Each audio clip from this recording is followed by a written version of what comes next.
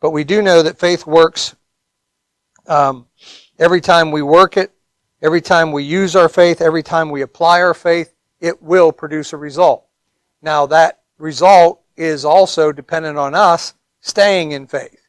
If we start out and we get great guns and we get gung-ho about our faith, and then a couple days or weeks later we start dying off and we kind of like, well, I don't know, this faith stuff, sometimes it works, sometimes it don't. We start saying stupid things and we start thinking things, and Satan brings thoughts into our heads like, well, you remember what you did last week, so how do you expect your faith to work when you're no good rotten sinner the way you are, and all that, all that junk is what he wants to do, is to rob our faith. Remember Jesus, when he told the parable of the sower sows the word, and Satan comes immediately to steal that word.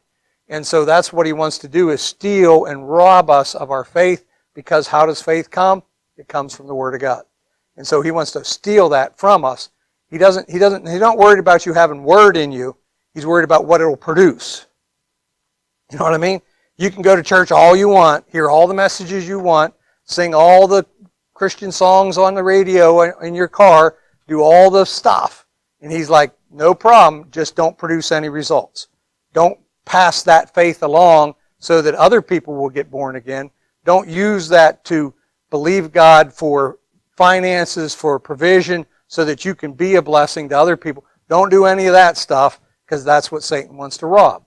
And so he knows if he can kill that word, not take the word like you never heard it, but take the word and make it the contrary, the contradiction to it. Remember Eve in the garden, and what did Satan say to her? Did God really say that? You know what I mean? He didn't deny that God said something to her. He didn't deny that God said, don't eat of the tree.